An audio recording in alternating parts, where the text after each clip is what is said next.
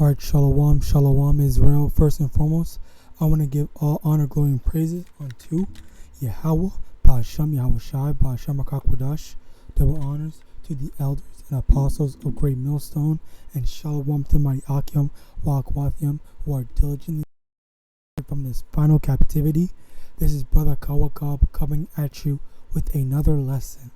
And today, it's going to be entitled Israel's Power, quote unquote. So, power is in quotation marks. And the reason why I'm doing this lesson is because I was actually going through and organizing my notebook on, basically scriptures, precepts, and whatnot. And I had found, I was watching a lesson, which I say this in order to say that if you're a brother or sister in this truth, you should definitely be taking notes. Have your own notebook that's specifically for precepts and basically getting understanding, and actually study it when you can.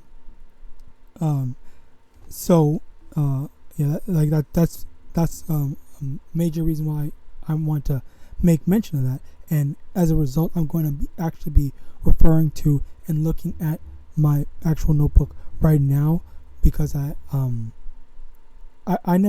think I've ever made a lesson on this, but I think it's with the new precepts that I found and got to actually be able to have a more convincing lesson, so to speak.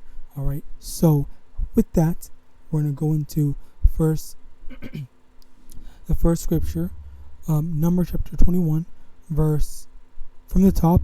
And when King Arad the Canaanite, which dwelt in the south, heard tell that Israel came by the way of the spies, then he fought against Israel and took some of them prisoners. Slakia. And Israel vowed a vow unto the Most High, and said, if thou wilt indeed deliver this people into my hand, then I will utterly destroy their cities. And Yahweh hearkened to the voice of Israel, and delivered up the Canaanites, and they utterly destroyed them and their cities, and he called the name of the place Hormah. And they journeyed from Mount Seir by the way of the Red Sea to compass the land of Edom, and the soul of the people which was much discouraged because of the way. Now, first things first, the Canaanites, all right? So the Canaanites obviously were an established country, okay? And they had, of course, military power and whatnot. And at this time, the Israelites had just left Egypt, okay? So they just left Egypt. They are, I don't know what the proper term is. Nomads, I guess is the word. Nomads at this point in time, and it's really, not as established as the Canaanites, okay? Because the Canaanites are rooted in, in their land at this point in time, okay? But even so, through the Spirit, by asking Yahweh, hey, Lord, please deliver our enemies into our hands. Let us have victory over them, such and such. And as a result, in their disadvantage, they found even in a disadvantage, they were able to find victory. Okay, and this is basically the power of Israel, which I say this in quotation marks. Okay, I say this in quotation marks because as a people, I'll say as a base nation, yes, they might be able to pull off some good things, but the true power okay, the true power or the true source of the children of Israel, or the Israelites, is Yahawah Shem Yahawashi. Okay, we're able to do things through the will and power of the Yahweh. Get that.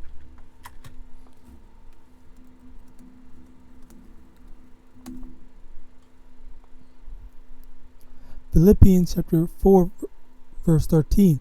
I can do all things through Hamashiach which strengthened me.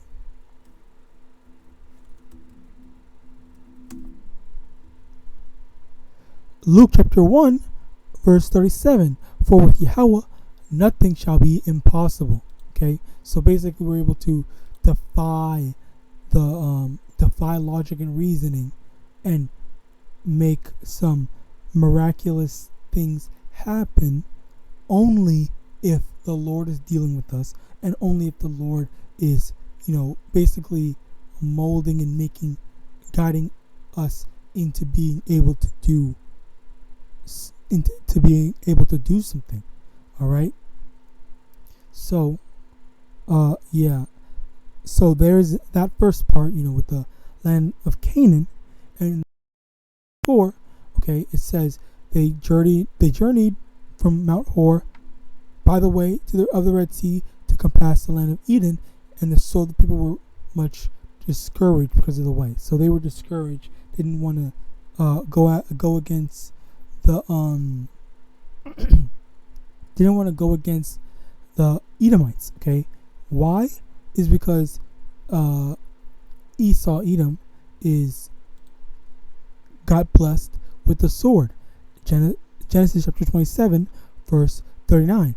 And Isaac his father answered and said unto him, Behold, thy dwelling shall be the fatness of the earth and of the dew of heaven from above, and by thy sword shalt thou live, and shalt serve thy brother. And it shall come to pass, when thou shalt have the dominion, that thou shalt break his yoke from off thy neck. So, by thy sword shalt thou live. Okay, this is the blessing that Esau was given. So, it translates to military power. Okay, which is what Babylon is known.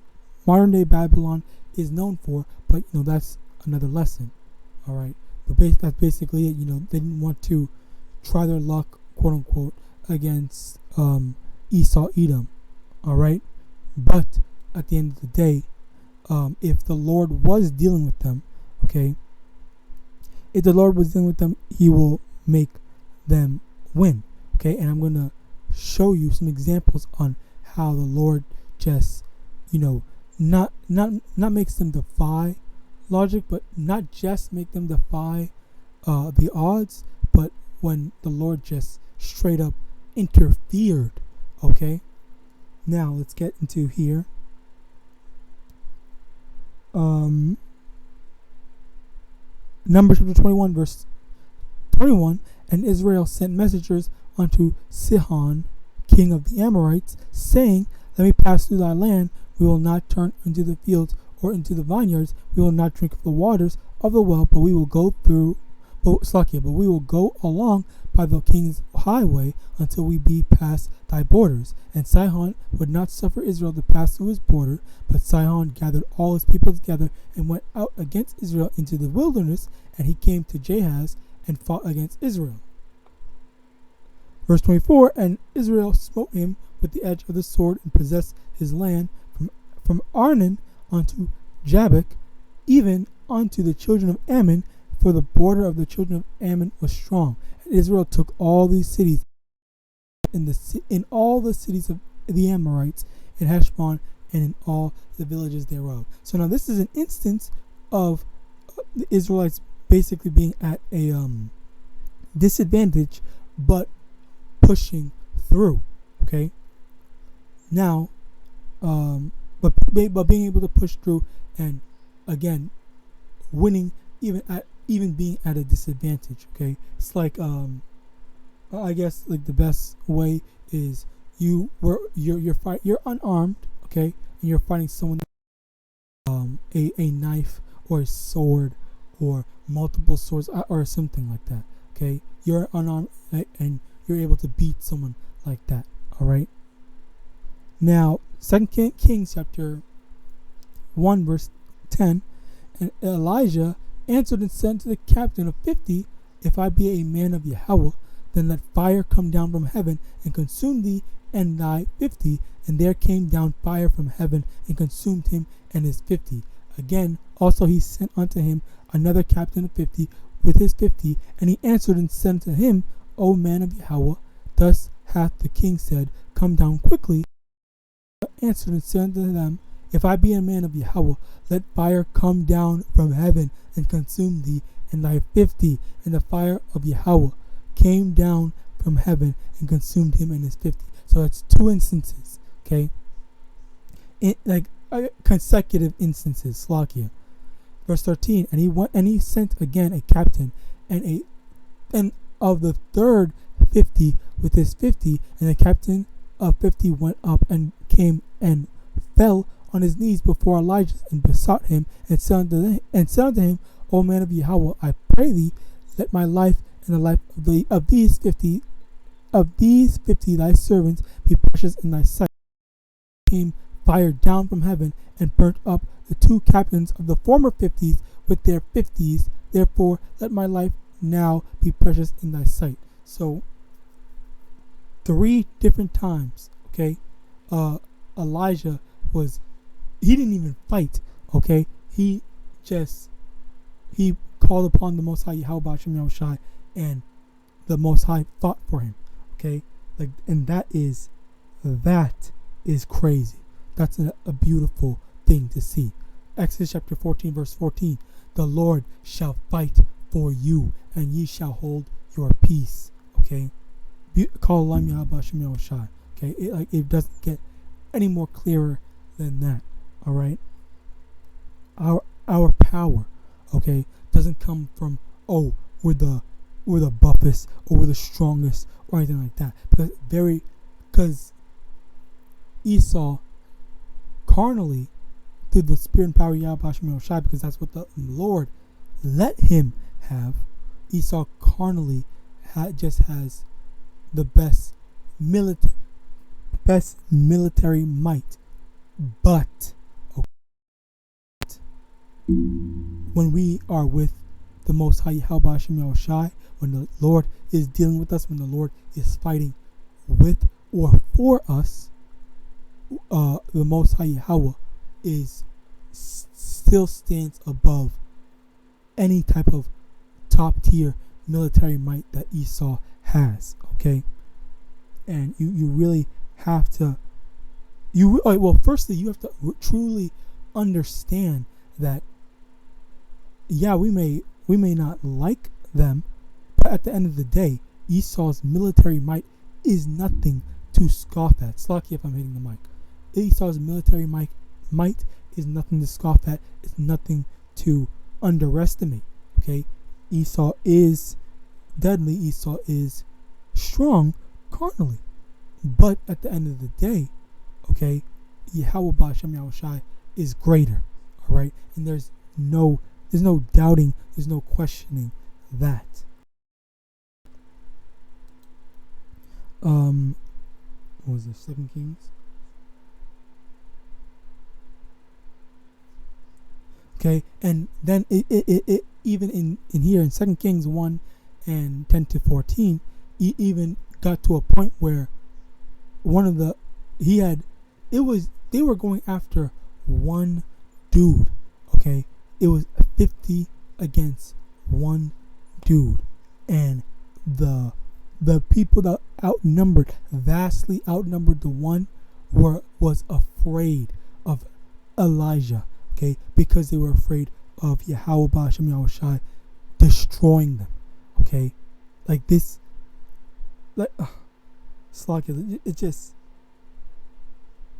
it's actually just astonishing. Just try to imagine, 50 like soldiers, I guess, pulling up to one Israelite, and then the Israelite not even having to lift up a hand. The brother that's in the say for example, they called the troops, okay, against a brother that's alone. Say for the sake of it, Okay, a brother that's alone preaching this gospel, and 50 soldiers came up and said, okay, well, we're about to come over here, take you away, we're going to murk you, whatever. And then that one brother, okay, just said, YAHAWASHI, deliver me from my enemies, destroy my enemies. The sky opens up and fire comes down and destroys all of them that was just threatening you literally 2 seconds ago. Okay, it don't get no better than that. All right, call halayim Yahawah Yahawashi. Okay, it's a beautiful thing. It's a beautiful thing to know that even in the worst times, we will have victory. Not just possibly by our own hands through the will and power of the Most High Yahawashi, or just the Lord straight up interfering and, I guess, breaking the rules for us, breaking the laws of nature just for us. Okay, which is that's a very honorable thing to have done for you. If the Lord just breaks the laws of the world, quote unquote laws of the world, just to save you, like I don't even know. Okay, I can't even, it's already an honor when the Lord, because I know I believe I have made a lesson. I just forgot what I talked about. I just can't bring it up. But I do remember, there are times where, I do remember an instance. There was a time where I was about to have cops bothering me and whatnot, and the Lord just move them away. He just made them go the other way. It obviously, like this, it's not really as convincing. But if you can envision it, if you can envision it, and you can, I guess, put yourself in those shoes of, just so-called being a so-called black man, or just being a quote-unquote Israelite, knowing how the police or Yahweh's sword feels about us, okay? Just when they're looking at you, they're eyeballing you, they're getting ready to pounce or plan their next ploy on you, all right? And you see them preparing to you, and then all of a sudden they just go away. There's nothing else to think but the fact that the Most High Yahawashi protected you in that time. Call Allah Yahawashi, because I do remember, I do appreciate those instances. All right, now moving on, Acts chapter 13 verse 7, which was a deputy of the country, Sergius Paulus, a prudent man who called for Barnabas and Saul and desired to hear the word of Yahweh. But Elymas, the sorcerer, for so is his name by interpretation, withstood them, seeking to turn away the deputy from the faith. Then Saul, who also is called Paul, filled with the Holy Ghost, set his eyes on him and said, O full of all subtlety and all mischief, thou child of the devil, thou enemy of all righteousness, wilt thou not cease to pervert the right ways of the Most High? And now behold, the hand of the Most High is upon thee, the hand of Yahweh is upon thee. Thou shalt be blind, not seeing the sun for a season. And immediately there fell on him a mist and a darkness, and he went about seeing some to lead him by the hand. So over here it says he was basically blinded immediately. Okay, verse 12. Then the deputy, when he saw what was done, believed, being astonished at the doctrine of Yahweh. Now when Paul and his company loosened from Paphos, they came to Perga in Pamphylia, and John directed them return to Jerusalem. So over there we see what happened when some just wicked ass dude was trying to do wickedly, okay? Trying to stop someone. This is just trying to stop someone from receiving the word, okay? He was blinded. That's a harsh judgment. That's harsh, okay? But hey, that's a lesson to know that hey, you can't be trying to pull something on the Most High, okay? If the Lord is trying to do something, trying to do some good through His prophets, you better back the heck up. Don't involve yourself in it, because you never know what's going to happen to you. Hey, I'm telling you, watch out. Just watch out, all right? Try to be more ready to, you know what? And yeah, that's a perfect precept.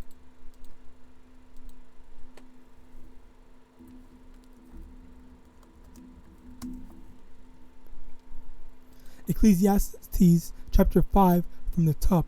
Keep thy foot when thou goest to the house of Yahweh, and be more ready to hear than to give the sacrifice of fools, for they consider not that they do evil. Okay, so again, this is a warning. Okay, when you are in the house of Yahweh, when you're in the church, when you're hearing the words of Yahweh, okay, be more ready to listen. Okay, be more ready to keep your mouth shut. Be more ready to shut up. Okay, than to give the sacrifice of fools, which is just saying, what color was the thing, or just basically saying and making stupid ass remarks. Okay, so because of that, okay, because he wanted to, Elymas wanted to be a clown, all right, he got judged and he lost his sight for it. Okay, and that goes for anyone. If you're trying to get in the way of the gospel being preached, okay, you better be prepared for any judgment. Okay, so when you're, and I'm not saying you can't have questions. Obviously, you can have questions, but just try to comprehend, try to listen, and of course, yeah, when you don't interrupt the speaker or teacher.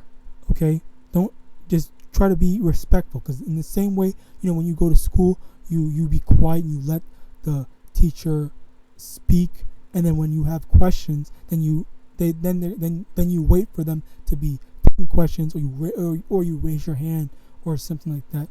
Give that same type of respect to the prophets. All right. So, moving on. Numbers chapter 14, verse 41. And Moses said, wherefore now do ye transgress the commandments of the most of Yahweh, but it shall not prosper. Go not up, for Yahweh is not among you, that ye be not smitten before your enemies. Okay, so now moving back onto our power, quote unquote, Israel's power, quote unquote.